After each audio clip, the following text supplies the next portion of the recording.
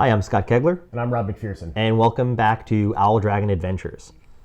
Today we'll be getting into a type of review video which we'll be doing with larger games, like the one we'll be talking about today, where we do an initial reaction, still using our reviews process that we go through, and then we'll be revisiting this game, large games like this again, for our final review. So our review process, Rob and I agreed we really rate games on 5 categories. And that helps us get to our final score, which is usually a five-point system. So the 5 categories are gameplay, which is like how the actual game plays, rules, mechanics, how we enjoy that. Does it match theme well? Accessibility is how easy it is to get into the game, how well the game keeps you into it, and how easy it is keep playing, getting it to the table. Design, which is the look of the game, a lot of the art of the game, feel of the game theme. So that can tie in with gameplay a bit. But then we also score on quality. So that is quality of the components, the box itself, storage solutions, things like that. And then value is how often will I get to the table when I play it? Like how does it feel? Do I get a lot of bang for my buck out of this game? So kind of on that scale. But that's our basic 5-point system. So gameplay, accessibility, design, quality, and value. So today we're going to be talking about the massive box sitting between us right now, Descent: Legends of the Dark. This is really the definition of a big box game in multiple ways. There are 16 different quests that you can play through. And we have just scratched the surface. We are four or five in. I don't remember. I think it's 4. We just finished our 4th. Yeah, we just finished our 4th playthrough. We're having a lot of fun with it so far. The gameplay of this is it's definitely a dungeon delver. It is Dungeons & Dragons if you don't have a DM to play. The app acts as your DM. This is a great alternative if you're looking to scratch that itch of the dungeon delver, but you don't have a full-time D&D party. This is solo play compatible. You do need to play with multiple characters, as with a lot of these types of games, but you can solo it. In fact, I had bought this originally to solo it, and now we're playing with a full group of 4. Yeah.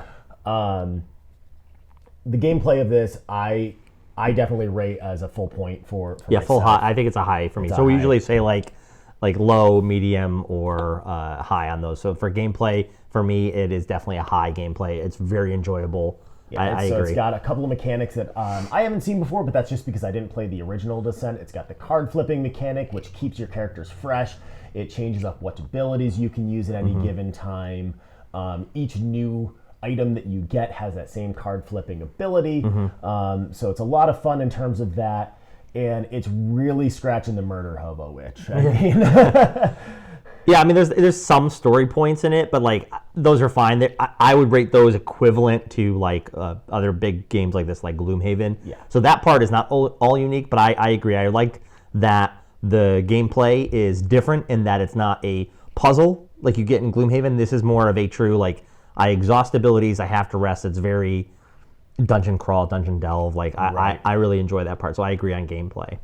So accessibility of this game, this one's a little bit hazier. It's not as straightforward as just saying, yeah, no, it's really accessible, because it is an app-driven game, so it is easy to dive into. It walks you through a lot of it. There's not a lot you have to read in the instructions before you can get going. That being said, we have yet to play, except for our first run-through, a quest that lasts less than 3 hours. Right. It's a commitment. It's definitely a commitment. It's a fun commitment all the way through. Sometimes the very end's a little bit like punch you while you're down. Yeah, it's not hard to get onto the table, but it will eat a whole night. It's a time hog for sure. But so I say it's a middle of the ground for its middle accessibility for me. Yeah, I'm going to agree with that. I will even put out that we've had a couple of times where one of our players wasn't able to get there, and because of the nature of this game, we just put it aside and didn't play that week. So it's a little bit harder to keep coming to the table on a regular basis because we're adults and we have things to do other than play board games, unfortunately. Design. The design of this game is, in my opinion, is absolutely gorgeous. The graphic design is beautiful. You can take a look at the cover here, maybe if I can open this box. The art is gorgeous. Everything feels thematic. Everything feels like it's part of the same system. I went ahead and I did an ink wash over all of the minis in here just to give a little bit more table presence to them. I painted the 6 main miniatures, but even just if you left them as base plastic, they really give you that good dungeon delving feel. Yeah, and even like just the design and layout of the character cards that you have and your items everything is very just intuitive and makes sense. Like the design is very sharp on that. Like my table presence as a player is not too hard to track. It's definitely not fiddly at all. Like you have an easy thing to do there. So I think it is a high for design for me as well. That kind of rolls right over into quality because I think those two are, most of the time, they're tied pretty closely together. The quality of these components is really, really good. You've got the linen style cards, which is great because you're flipping them a lot, so they're getting a lot of wear and tear in terms of that. I did get the Kickstarter version from my local game store, so I apologize if some of the components are not the same as you'll get in retail. Right. I'm not sure which parts are Kickstarter and which are not, since I didn't back it, I just bought it. But I did get card sleeves for our main weapons for all 6 characters, which is super helpful, pretty much essential in my opinion. Yeah, I don't always think so, but definitely for this game, just because of the flipping mechanic, I think you do want sleeves. Because sometimes it's easier to have the cards together. Sometimes you might have 2 items that are just back to back. So I definitely agree with that. The condition tokens, they're cardboard, but they're the thicker cardboard. They're more durable. I don't see any wear and tear on them just yet. I imagine they will over time with everything, but still good, solid components to get started with. The dice are really nice. And the last thing on quality for me is from a storage solution side. Part of the reason why the box is so big is when Rob had showed me and we went through it, I think on the unboxing, it is like this whole bottom here is to store a lot of if you played a Descent before, you've probably seen how the board spreads out. There are levels, there's actual stairs you build, there's trees, there's treasure chests. All that is built fits in the bottom part of the box. So it's actually absolutely brilliant. Unlike some other of the dungeon delving games where it all fits in when you get it, and then you take it out and you play once, and you go to put it back in, and that Tetris is never going to come back. It's not thought. I didn't think ahead on that, but so I would say it's a high for quality for me too. Right now there is nothing. We've played this 4 times. There is nothing that is not in this box that we play with. Right. Absolutely nothing. So this last one that we talk about is going to be a little bit open-ended as of right now, just because we have not finished a game playthrough yet, and that's going to be the value. I believe this is going to be a high mark for me. It is an expensive game. It's $175 retail for this package. You do get a lot for it, and I know there's going to be an Act 2 and an Act 3, which I believe are going to be using parts of the base game, which is going to extend the value. But until we finish the campaign and until we see what is going to be used in future parts, it'll lie somewhere between mid and high for me on that, but I can't say certain. I think I'm in the same spot, and just so you're aware, like with these larger games, they can have high price points, but Rob and I have looked at in the past with some of these games, and we can factor out on a value, like how many hours we actually spent playing the game. So we've played 4 quests so far, and about 12 hours. About 16 hours. Yeah, about 6.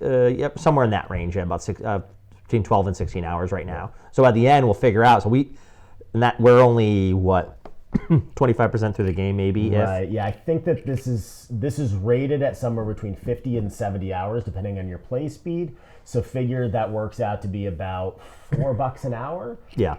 That's not bad for entertainment. Especially people these days who are in some situations they don't have a dungeon master in their group or a game master in their group. They may be paying for a professional dungeon master. Right. So this is kind of a good replacement for that as well. And it's considerably cheaper for you as well. So this was probably my most expensive impulse buy of the past 2 years. I put a lot of thought into everything else. I just saw it on the shelf. I had seen a couple of little previews of it. It looked interesting. I went home. I turned to my wife and I said, I'm sorry, I got to go back to the game store. And I went the next day and I picked it up, and I have no regrets on it whatsoever. It's a great game. If you're looking for a good big box dungeon delving game, and maybe you've already played Gloomhaven, maybe Gloomhaven isn't scratching your itch because that's the other one out there. Absolutely. this is definitely high on my recommendation list. It's a really solid game, and we will follow up once we finish it in the new year in terms of how we felt about the entire campaign. Again, spoiler free. Well, thank you for joining us here in Owl Dragon Adventures for our discussion on early reactions on Descent. As always, you can find our social links and links to Descent down in the description below. So give us a follow on those other socials and take a look at their website. Thank you again for viewing. Please subscribe, and we'll check you out next time on Owl Dragon Adventures. Thanks for joining us.